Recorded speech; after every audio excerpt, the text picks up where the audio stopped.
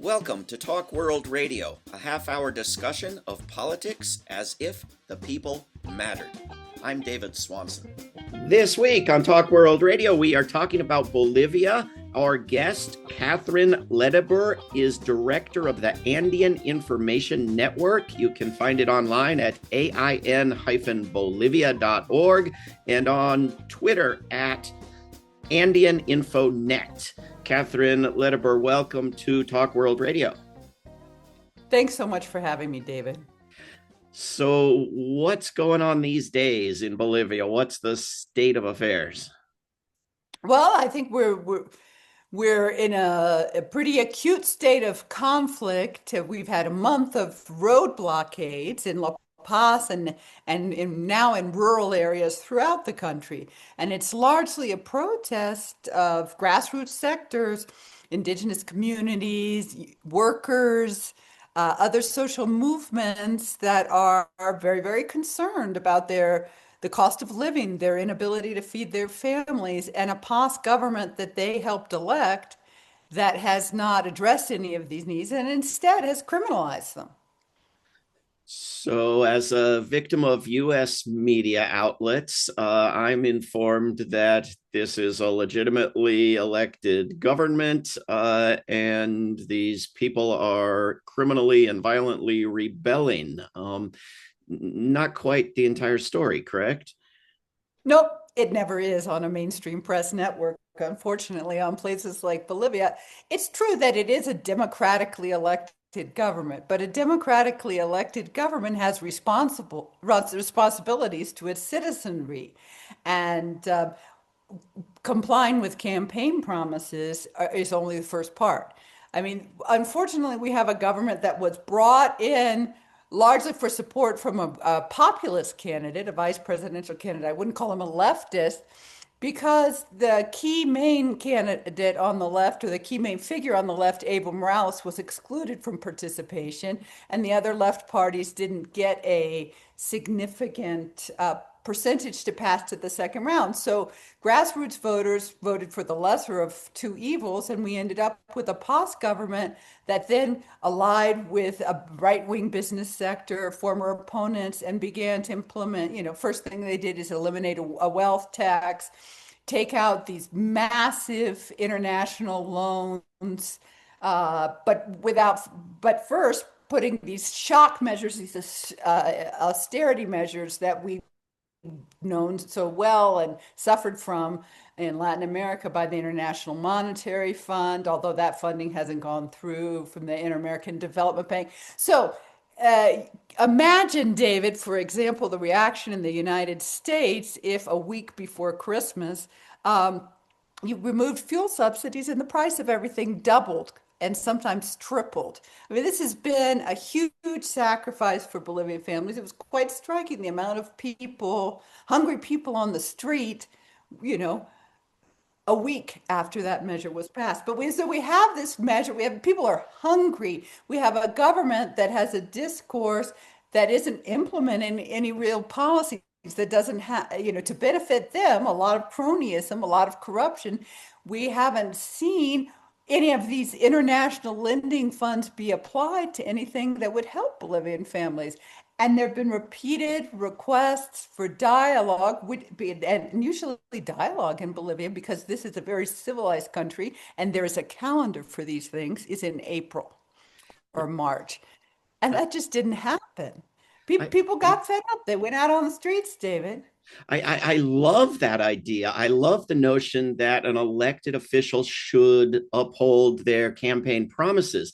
I cannot recall a U.S. president or Congress member keeping a campaign promise. It's absolutely fantastic idea to my mind. And unfortunately, the price of gasoline in much of the United States has doubled as the result of a reckless criminal war launched by one person on the other side of the globe. So this notion that when that sort of thing happens, imagine that it happened. I mean, this is the normal state of affairs in the United States, but the people don't do anything about it. They don't get their elected officials to impeach and remove. They don't take to the streets and shut down the Capitol. I'm inclined to think they should. But am I not correct that letting this sort of thing pass is the norm in the United States, which may be why it's hard for U.S. media to understand the Bolivian people not letting it pass?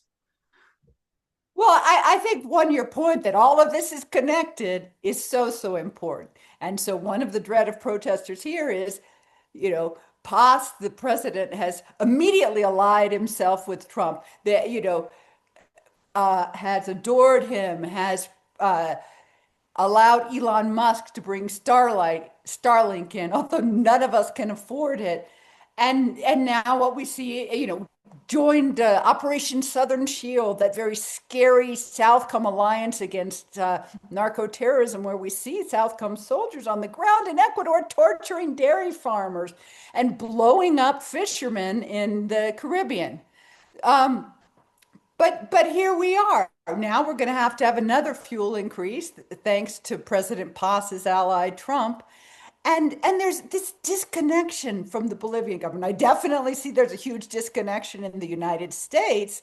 But I agree with you. I mean, what is, I think, now what is being criminalized, but what I have always loved so much about Bolivia, and I've lived here 36 years, is how crappy colonization was. I mean, one, colonization is inherently bad, but also they just couldn't break down these amazing community structures, the amazing capacity for the grassroots and indigenous communities to organize. We're talking about people marching to protest, walking hundreds of miles to protest, eating very little as they blockade roads. And I wonder, and it's hard for me to I've been gone from the United States so long, but it's very hard from where I sit to see the horrific things that I see happening in the United States. All of the innocent people with their faces slammed into the pavement and detained by ICE, and understand why there are only protests every 3 months with pithy signs, during the day. I can't understand an inability of people to see the red flags in the road. I felt like, and I think many of us felt like, there were a lot of red flags during the Biden administration, which should have led people to mobilize and protest some of the things that they did that were very wrong. Genocide in Gaza, strengthening of the U.S. Southern Command, and a political voice for generals over that of a civilian government. Let me tell you, that does not go over well in Latin America with the history of Plan Condor and military toxic intervention by the United States.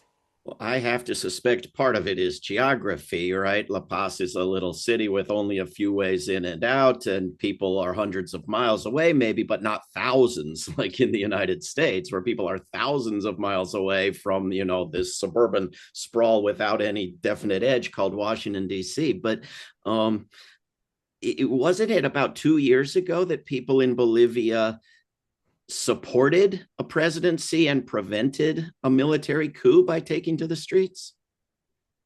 Well,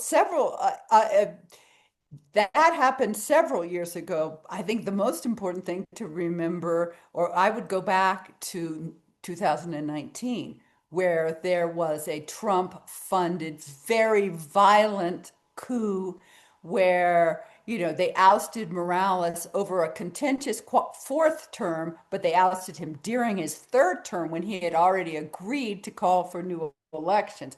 Gross human rights violations, massacres, all of this covered up by the mainstream press, all of this backed by the Trump administration. And then, shockingly, the Biden administration accepted the Trump line. And, I felt like there were so many parallels in that coup to what was happening in the United States. Here we had para-state groups and paramilitary groups, on motorcycles with racist epithets, beating indigenous people, raping indigenous people, fascist groups using the Nazi salute, and this false narrative of electoral fraud that my colleagues at SEPRA have very systematically and refuted. I mean, it was so interesting because I grew up in Washington, and I was at a funeral at Arlington Cemetery on January 6th, and I felt like it was very similar to what had happened into Bolivia with these violent groups, the Proud Boys and all the other scary people who seem to have be gainfully employed by ICE now, kind of Yeah. storming the Capitol. It just brought back so many bad memories. And as a coalition, we worked so hard to explain to the Biden administration the parallels and the risks and the Trump behavior that was so toxic. I almost felt like Bolivia was the rough draft for some of the very scary and horrifying things we saw there and don't want to hear and don't want to return, but that you are living every day in the United States. Yeah, very well said. I thought, though, that there was a new president in Arce and there was a military coup threatened just 2 years ago, and people took over the streets and prevented it in a matter of a day or so. Well, that was a very strange episode. Arce was democratically elected after the coup. He was originally a follower of Evo Morales. And we had this episode in Bolivia where a general attempted to break into the governmental palace, but it was a very strange thing that lasted 4 hours. And there were a lot of questions about it, and why it happened, and who motivated it. But we've never seen in Bolivia a 4 hour coup attempt. It seemed like it was edited for social media.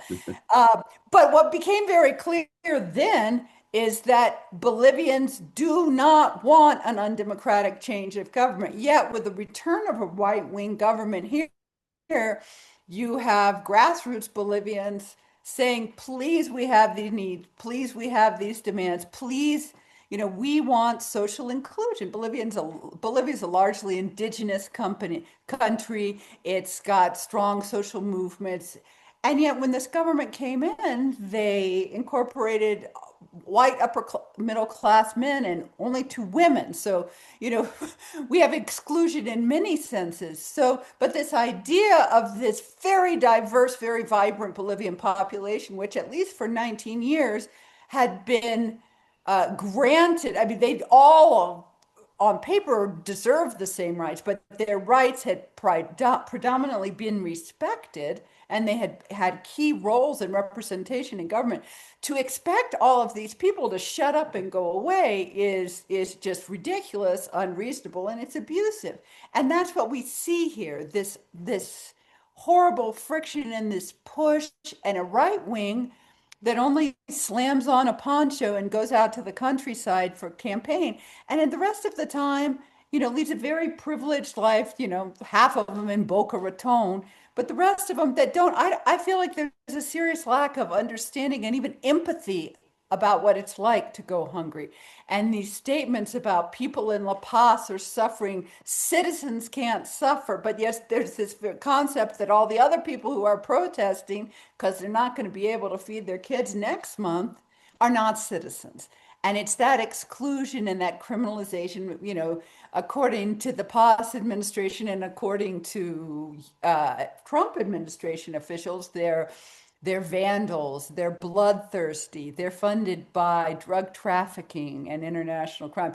I don't know any country in the world where the drug trafficking business is going so badly that you'd have to uh, give daily stipends to protesters for you. Drug traffickers do really well with every government in any environment. So it's just, I think, David, it's patterns we're seeing all across the world. It's racism, stigmatism, and it's a far right that wants revenge against, for example, former President Evo Morales, who isn't even very linked to these protests. We're speaking with Catherine Lederber, who is director of the Andean Information Network, AIN-Bolivia.org, or Twitter at Andean Infonet. Catherine, the first I saw about this latest story in recent weeks was the allegation that there was a U.S. supported effort to kidnap Morales, and there were people dragging materials onto a runway to prevent any aircraft from landing near him and seeking to capture him. Was that true, and how is that connected to what's happening now? It's true, and it's a very real fear. I started my career, David, monitoring human rights violations and denouncing the negative impact of U.S. policy in Bolivia, with my colleagues. And it's a sector that I know very well, the coca growing sector. And I also had, over 30 years of policy analysts and meetings with everyone. I've met with the DEA, I've met with U.S. diplomats, grassroots sector. There is a focus on Evo Morales as a strong leader, where the DEA has tried to, in subsequent U.S. administrations, cage him as a drug trafficker. Evo Morales is imperfect. Evo Morales has charges of having a relationship with an underage girl, but there's no evidence at all of drug trafficking. And so, over this period of time, when Morales was president, there was very clear information that the DEA was collaborating with the far right separatist movement, and that he expelled the U.S. ambassador, he expelled the DEA. By 2013, there was no more U.S. funding. And the assumption was, or the U.S. message always was, if you are not on the side of the United States, you will become a narco state and everything will fall apart. And I think, much to the chagrin of ill-intentioned U.S. officials and to the DEA, things went much better here. Things went exceptionally well until the 2019 elections. And I think that threat of a good example, it was interesting because I had a meeting and it was a Republican congressional staffer that said, Catherine, when you realize what this means, the blow this is to the U.S. pro-military, DEA bureaucracy, is that the emperor has no clothes. The U.S., it doesn't make or break the well-being of the country. And let me tell you, that did not play well. And there is a lot of resentment on the part of right-wing U.S. officials. That's not to say that in the course of my research, I haven't found, good-willed U.S. diplomats. But a good-willed U.S. diplomat will be very, very clear on this like obsession of the DEA to punish Evo Morales. And it seems part of a very dangerous trend where you have the kidnapped president of Venezuela, current, not former president of Venezuela, taken to a prison in New York. You have threats against a former president of Cuba. You have these threats against Morales. I mean, there seems to be a new playbook where the United States will target these individuals and pretend, you can only call it a pretense, to care about allegations of underage sex, which they famously are engaged in a massive cover-up operation of, as far as I know, right? I would say that's a big pot calling the kettle kind of issue right there. Well, and so anybody who does something that's credibly documented, it's illegal, can be tried. But due process is supposed to matter. And what I see in these very vicious strikes, it breaks my heart to see them killing fishermen, or who knows, because there's no transparency and no international law in those strikes in the Caribbean, or with the Maduro thing, is I think we you know beginning there have always been problems with compliance in international law, but the moment that Gaza, the genocide in Gaza, became permissive, so many things broke. And it's so you don't have you have human rights organizations reminding very clear things in U.S. law, very clear, international law 101, humanitarian issues, and that seems to not be an issue. I'm aghast, for example, about what's going on in this hemisphere, and The Europeans, for example, worried about Greenland, and not really worried about Greenland, but worried about Denmark. But they don't touch any of the horrific issues are here. I mean, this kind of repulsive reinvigorization of the Monroe Doctrine, and especially the big stick portion, is, I think, a very, very bad memory for Latin Americans, and it's going to be a very, very toxic policy that's going to lead to a lot of loss of life, David. Speaking to you from James Monroe's town here in Virginia, with nothing but apology for his doctrine. I'm seeing this footage of crowds in Bolivia, and I'm seeing, taking to the streets, categorized as violent crime, and blocking streets as one of the worst crimes imaginable. Um, is this a nonviolent revolution, a violent revolution? What is the playbook? And if the demand is for the president to resign, and he does, what comes next? Well, first, I'd like to share my solidarity because I am also from Virginia. Um, but, this is, and I think there's another thing that's really important to point out. The International Court of Justice just passed a ruling and a document explaining that the right to strike and the right to social protest is inviolable, right? So, for anyone who actually is interested in following international law, There's a that's thing been called the First reinforced. Amendment in this country too, right? Oh yeah, picky. I'm sorry for my facetious behavior, but these protests are genuinely peaceful, but these protests in some cases are quite adamant. And there have been cases, where one, there's a whole lot of stigmatization, racial epithets, friction because people are frustrated about the amount of food they have. There have been journalists. There's a lot of frustration about the right wing bias and at the same of the press, and at the same time blocking, the state blocking the transmissions of the very few remaining community radios that are documenting the events. So there are protesters that have lashed out at journalists, but so have state officials. There are protesters, for example, who have gone into the labor ministry as to have a sit-in that have been characterized as violence.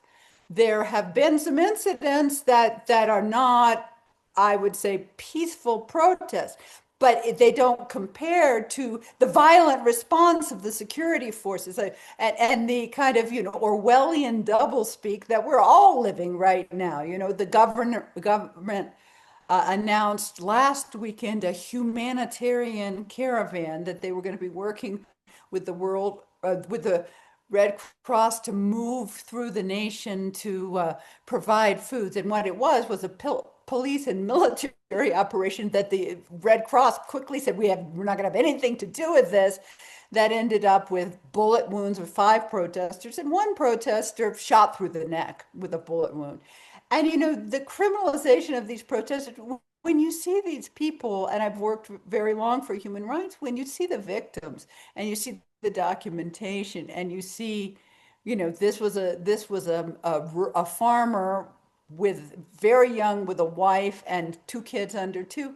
They're always very thin, and they're very young, and they're protesting unarmed, and it saddens me. And so one of the things we're working very hard to do is to attack the destigmatization, to denounce the U.S. intervention, and to really push for the government to engage in genuine dialogue. Initially they charged all the protest leaders with sedition and terrorism and said you have to show up for dialogue.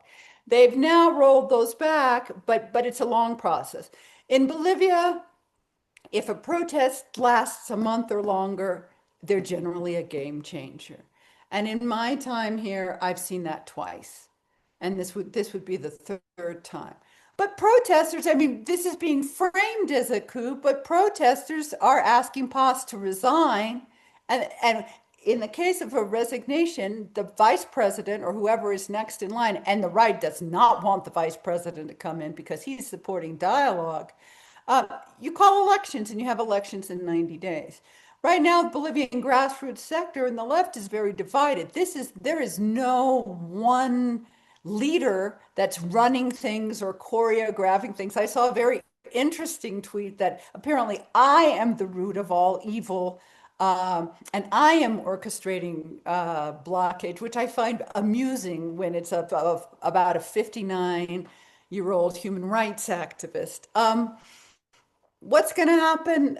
We don't know, but we're seeing this, the far right is no longer supporting PAS. We have all of those paramilitary groups, out on the street threatening. One in Santa Cruz, the Nazi saluting Unión Juvenil Cruceñista, whipping indigenous leaders with their belts. I mean, it's this bad colonialist terror movie, David, and we're really pushing the international organizations to get out, and some key congressional offices, some U.S. offices, um, to really, make a statement on this because the right wing has already said a whole lot, and I think it's the turn of progressive sectors and human rights organizations. The UN has spoken out. The Inter-American Commission has spoken out with a statement, which I hope they will make stronger. But I feel like it's a continent-wide, very worrisome, dangerous advance and attack that is going to lead us to a return of the times of Plan Condor here, the dictatorships that were Yeah. US funded and directed. And we're seeing that coordination between right-wing Latin American governments right now, and those kinds of mechanisms that in the past, in their worst case scenario, have led to torturing other people's prisoners, murdering them, stealing their children. We can't go back to that. Catherine Litteber, with 30 seconds or so left, what should people around the world do, and how can people keep up with your work? Well, I really appreciate this interview. I think it's time for the people in the world to put aside small differences, focus on fighting fascism, focus on supporting each other, and understanding that it's going to take some time and some missed work days and pounding the pavement to get that done. I appreciate so much this. You can follow me on Twitter and at the AIN webpage. Happy to be in touch. Catherine Litteber on Twitter at AndeanInfoNet and on the internet at ain-bolivia.org. Catherine, thanks for what you're doing and for talking with us on Talk World Radio. Thanks so much for having me. This is Talk World Radio. I'm David Swanson. Take action at rootsaction.org. Help end war at worldbeyondwar.org. Read or listen to today's Peace Almanac entry at peacealmanac.org. All past shows can be heard at talkworldradio.org. Talk World Radio is produced in Charlottesville, Virginia, and syndicated by Pacifica Network. There is no way to peace. Peace is the way.